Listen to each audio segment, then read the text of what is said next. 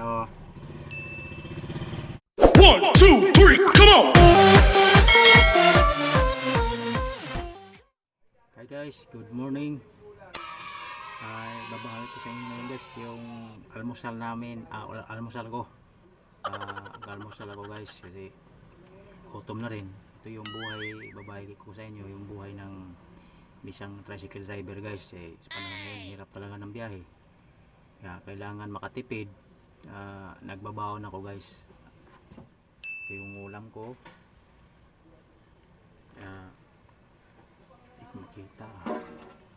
Yan guys, tuyo at paksiw na isda. Yan, kita ba guys? Yan o, yan ang tuyo. Yan guys, tuyo at yung paksiw na isda guys. Yan, tapos yung ito naman yung kanin ko guys. Sa baonan, 2 beses ko to kainin guys, almusal tsaka tanghalian. Hatiin ko na lang to guys, 2 kainan. At ang oras natin ngayon guys ay 9:30 ng umaga. Mamaya kakain na naman ako ulit mamaya 2 PM hapon. Ayan yung kanin ko guys. May baon na rin ako kutsara guys. Dito sa kinamadan. Yun, ito yung baon ko. At hatiin ko to para mamaya naman alas 2 ng hapon yung kalahati naman yung pananghalian ko guys. Yan. Okay guys, ito talaga muna dahil pakahirap ng biyahe namin ngayon. Halos 1 oras ang biyahe, 20 pesos lang pamasahe. Depende sa layo sa atiran mo. So madalas talaga 20 lang. Kailangan makatipid dahil kung sa kantin ka kakain, magkano naman yung ulam, 45 or 50. Tapos kanin naman, 2 kanin minimum kung kakainin. 50, mga 70 rin, isang kainan pa. 2 beses ko pagkain sa isang araw. 70, di 140 din. Baon na lang ako guys para makatipid. Yan. Okay guys, kain tayo. May babahagi ko lang yung buhay namin ngayon sa bilang isang tricycle driver guys, kasi napakahirap talaga. Pang survive lang talaga guys. Hirap ng biyahe. Pati nga ako guys, kahit pa paano hindi na ako nag-boundary kasi medyo sarili ko naman tricycle. Pero iisipin ko yung iba kong mga kasamahan guys na naki-boundary sila, mas lalo nahihirapan ako nga, may sariling tricycle, nahihirapan din sila pa, kaya na habulin pa nila yung boundary, tapos habulin pa yung panggas, diba? Tapos saka na sila ngayon matatawag, nakita nila na may uuwi nila sa kanilang pamilya. Kaya ganun kahirap yung tricycle driver yun guys. Pero kung ikumpara din naman sa mga jeepney driver, mas lalo kawawa guys, kay ilang buwan na silang hindi pinapayagan na bumibiyahe. Kaya ako nga, papasalamat din ako sa gobyerno na kahit paano pinapayagan kami makabiyahe mga tricycle driver. Paano makasurvive man lang pagkain sa araw-araw guys. Kaya ibabahagi ito ulam ko guys. Yan. Saka mayroon din akong ulam na paksiw, tuyo umaga. Sausaw sa suka guys, sarap na to eh. Sanay naman akong ganitong ulam sa probinsya guys. Pagka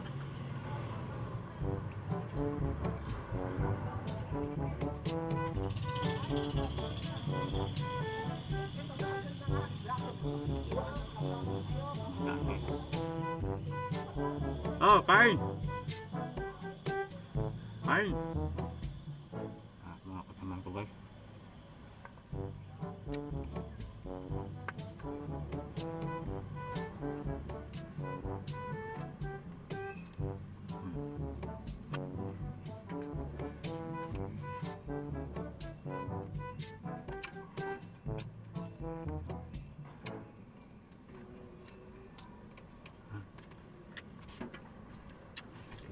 Yan.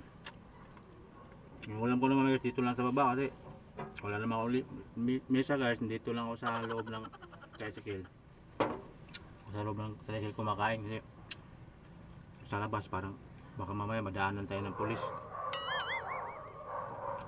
Ma-question pa tayo. Ang hirap, higpit dito panahon namin ngayon dito guys. Mga manoy, mga manay. At salamat sa mga nag-subscribe sa aking channel. Sa mga nagsusuporta sa akin. Sana hindi kayo magsawa, magsuporta. Dahil napakalayo pa yung lalakbayin ko guys para magiging ganap akong vlogger dahil hindi rin biro yung mga requirements na hinihingi ni YouTube para maging ganap na vlogger ako. Kaya sana suportahan niyo ako palagi. Ito lang muna may babahagi ko sa inyo guys. Buhay tricycle driver. Buhay ko na rin yung guys, ganito yung kabuhayan ko. Yung kwento ng aking buhay guys.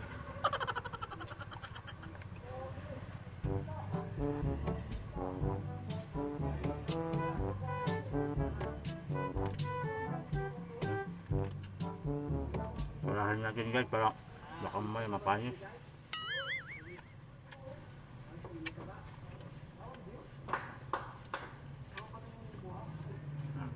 Ito naman yung isda na ulam ko guys, paksiw. Paksiw guys kasi nga para di madali mapanis. Nakano sa sabaunan guys. Kaya wala lang sabaw-sabaw. Tubig na lang.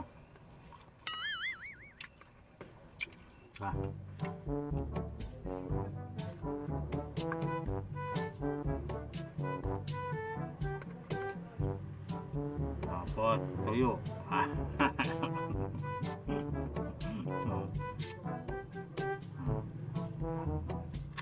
Sus. Buto.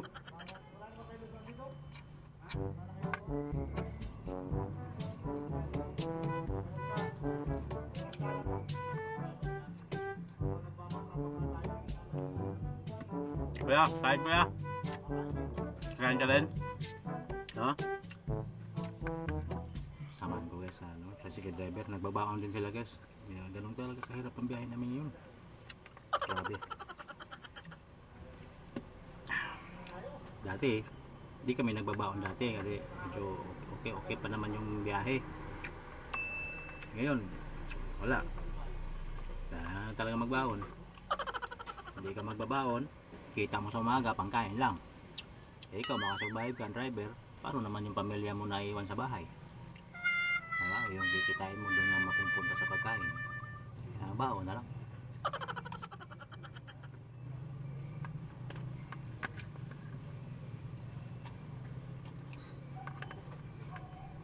Abot tuyo.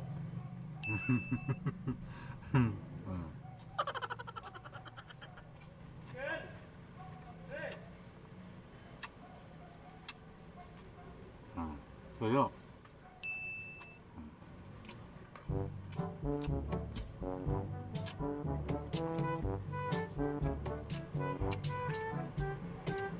Guys.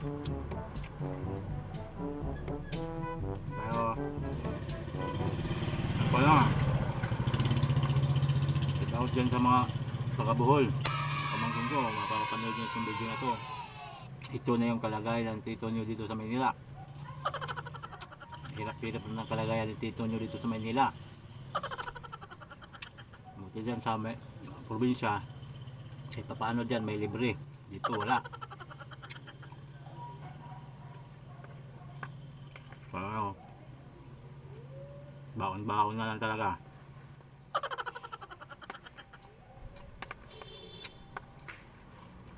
Kailan pa ito balik sa normal?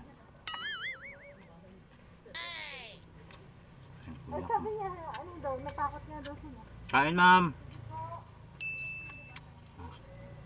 Dumadaan guys.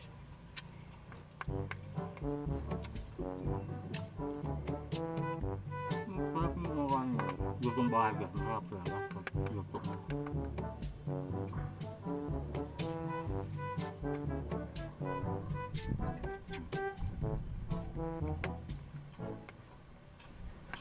Kain guys.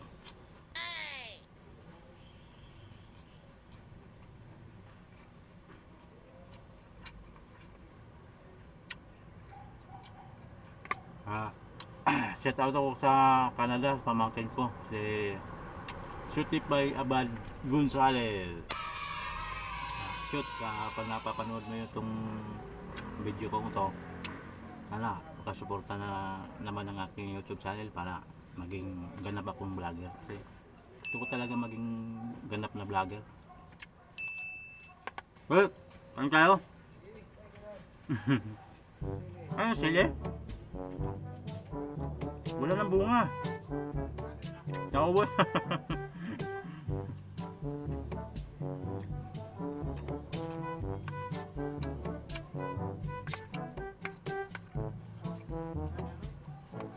Shout out kay Shootify Gonzales Abad. Pamangkin ko dyan sa Canada.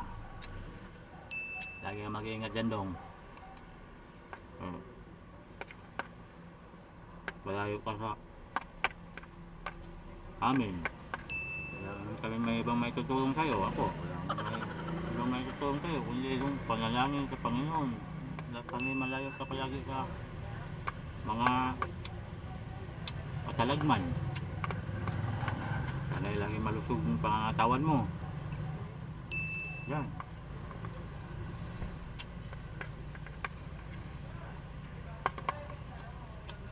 Shout out sa'yo yan, shoot. Tuyo. Maalala mo itong kinakain natin dati sa Katunggan.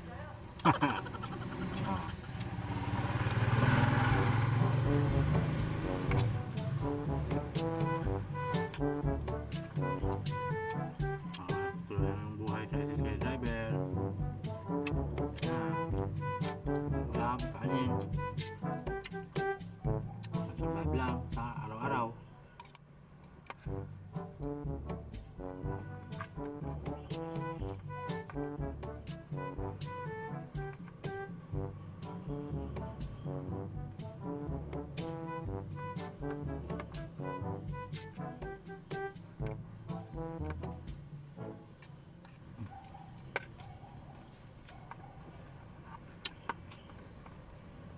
At kalahati na guys. Mamaya naman tutanga. Mamaya naman tutanga yung kalahati.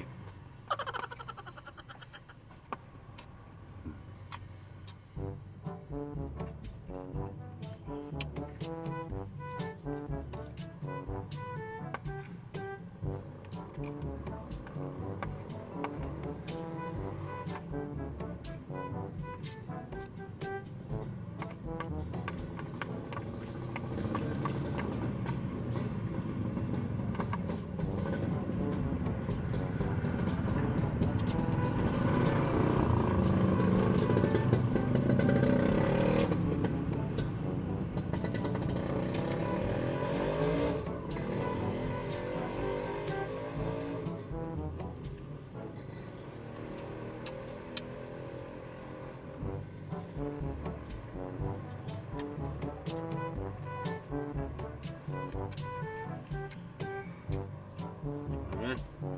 Mamaya naman ito tanghali. Kalahati natin ang baon ko.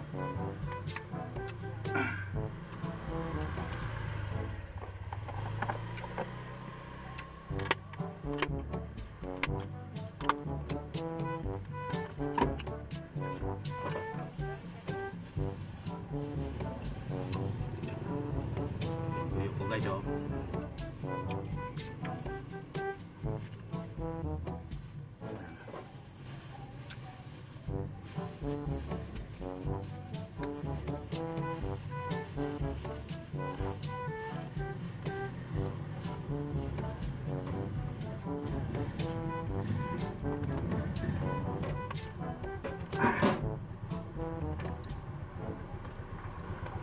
Tapos ko guys. Yan.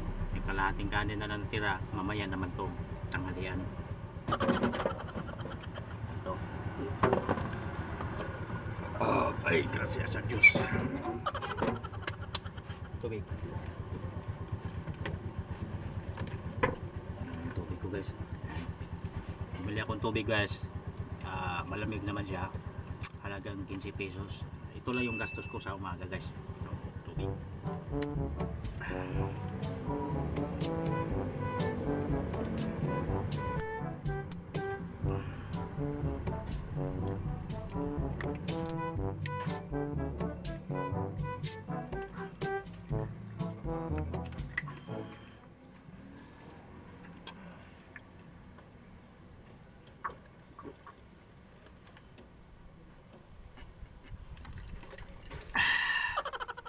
Yes, salamat sa pagsubaybay sa akin channel. Maraming salamat sa mga nag-subscribe sa akin channel guys. At sa mga taga Bohol, ng mga Bulanon, shout out sa inyo lahat. Saka sa Liti, Cebu, yan, shout out sa inyo lahat guys. Maraming salamat guys. Nandito na lang guys ang aking share sa inyong video guys. Huwag kalimutan mag-like, mag-share at mag-subscribe na rin para suporta sa aking channel guys. Okay guys, salamat. See you next vlog.